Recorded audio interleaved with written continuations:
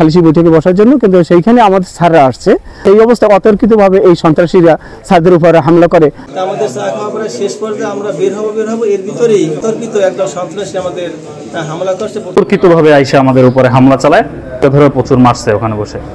দর্শক আসসালামু আলাইকুম। দেশ ও প্রবাস থেকে তারা এই মুহূর্তে আমাদের সঙ্গে সংযুক্ত রয়েছেন, সবাইকে স্বাগত জানাচ্ছি। 4 জন শিক্ষকদের উপরে হামলা হয়েছে এমন অভিযোগের ভিত্তিতে আমরা পাথরঘাটা উপজেলা স্বাস্থ্য কমপ্লেক্সে এসেছি।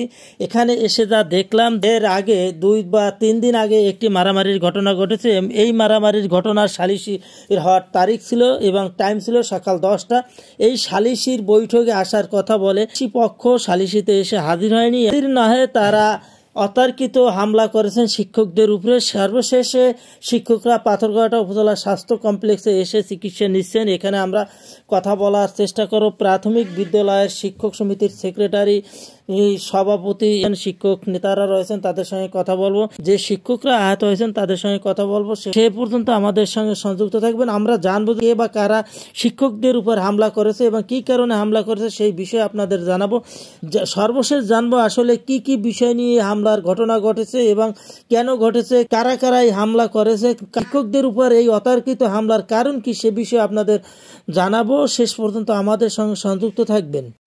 আমার নাম হচ্ছে আতিকুর রহমান, সহকারী শিক্ষক, চট্টগ্রাম সরকারি প্রাথমিক বিদ্যালয়। ওর সঙ্গে আপনাদের দ্বন্দ্বটা কি? আমাদের কোনো দ্বন্দ্ব নাই, কোনো ঝগড়া বা বার্গেনিং কিছুই হয়নি। আমরা চা খাচ্ছিলাম, আর যার সাথে ঘটনা করছে টিচার আমাদের সাথে বসা ছিল। এখন কি উদ্দেশ্যে তারা হামলা করছে সেটা তারা ভালো বলতে পারবে। এর আগে কি ঝামেলা হয়েছে? ঝামেলাটা এটা আমি যা শুনছি আর কি, ওই আপনার হচ্ছে নীলিমা পয়েন্ট থেকে আসার সময় যে ডাল আছে না, ইমেলারি রোড, ওখান থেকে নামার সময় হচ্ছে ওই সেই স্যার তো এখানে আছে, তার মাধ্যমে শুনলে মনে হয় ভালো হয় ঘটনাটা। তো আমরা শুনছি একটা সালিশি হবে, এই জন্য জাস্ট আসছি তো, যা কী করছে দেখার জন্য। টিচার হিসেবে টিচারের পাশে থাকা যায় না, বা তার কী হয়েছে এটা তো জানা অবশ্যই আমাদের একটা কর্তব্য আছে। তো সে আমাদের সাথে বসা ছিল বিদায় হয়তো বা এভাবে একটা যে তাহলে এখানে হয়তো বা কোনো কিছু। আমার নাম হচ্ছে গোলাম রব্বানী, আমি গোলবুনিয়া সরকারি প্রাথমিক বিদ্যালয়ের একজন সহকারী শিক্ষক।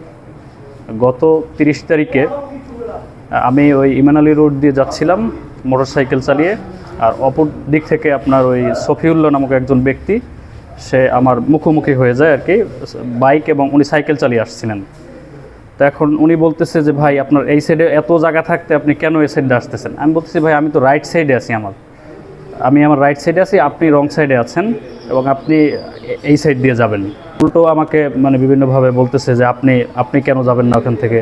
আমি বলতেছি ভাই আমি তো রাইট পজিশনে আছি, আমি তো এখান থেকে চাইলেই যাইতে পারি না। এভাবে সে এক পর্যায়ে সে উত্তেজিত হয়ে যায়। উত্তেজিত হয়ে সে যে সাইকেলটা চালিয়ে আসছিল সেটা ধরে আমার মাথার উপরে মানে মারে। এরপরে আমার মাথা ফেটে গিয়ে আপনার ব্লিডিং হয় অনেক। এরপরে সে আমাকে অনেক চর, থাপ্পড়, ঘুষি এগুলো মারে।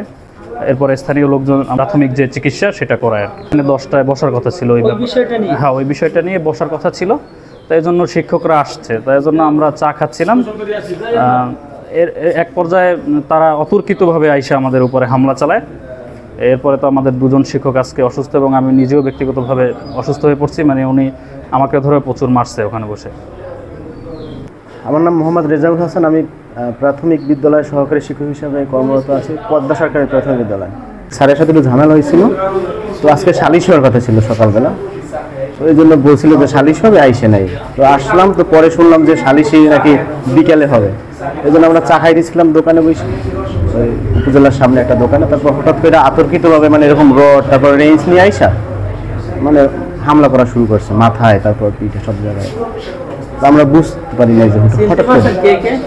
আমি এরকম আসলে ভালো করে চিনি না, নাম নাকি বাকি বিল্ডার শুনলাম।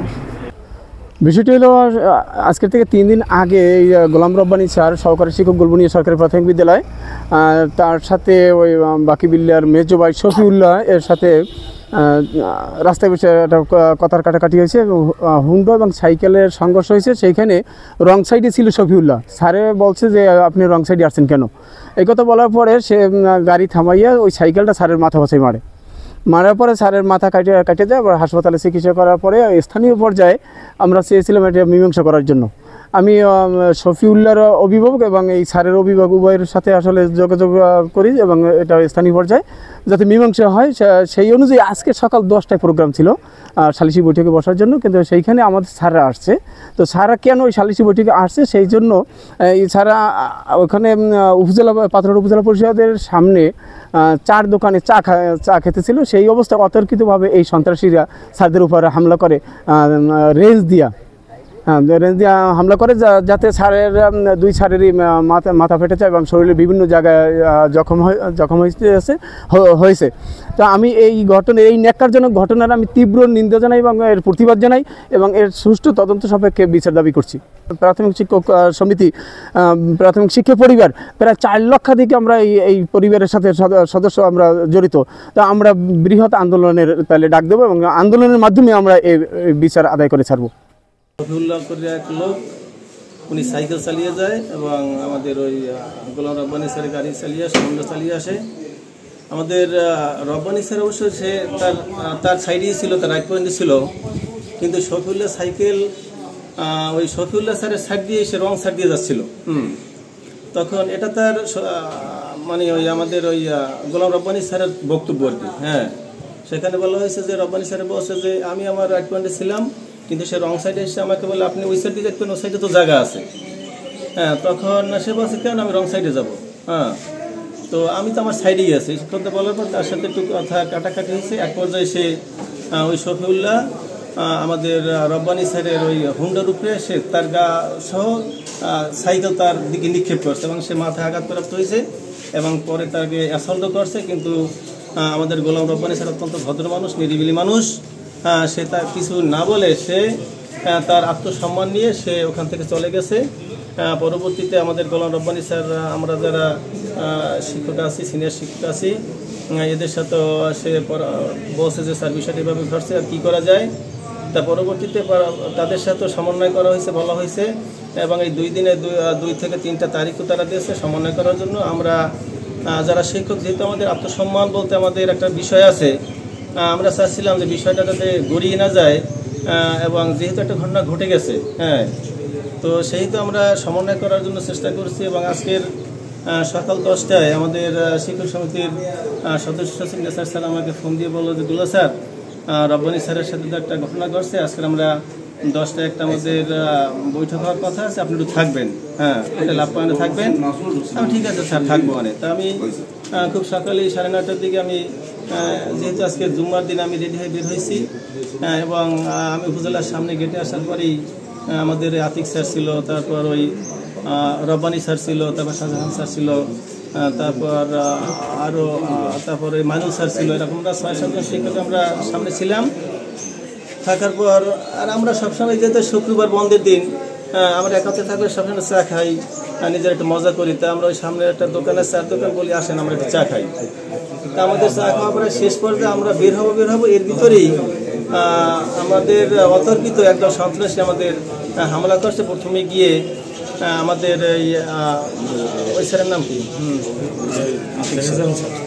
রেজাউল স্যার। হ্যাঁ, প্রথমে রেজাউল স্যারকে আক্রমণ করে এবং তাকে কিল ঘুষা মারে এবং তাকে মারতে শুরু করে এবং তাকে একেবারে দেশি অস্ত্র দিয়ে তাকে আঘাত করে এবং পরবর্তী আতিক স্যারের উপর হামলা করে, পর্যায়ক্রমে এই গোলাম রব্বানী স্যারের হামলা করে এবং পরবর্তীতে মানুষ স্যারকেও তারা হামলা করে এবং এক পর্যায়ে আমাকেও তারা হামলা করেছে, আমাকে অ্যাসাল্ট করেছে।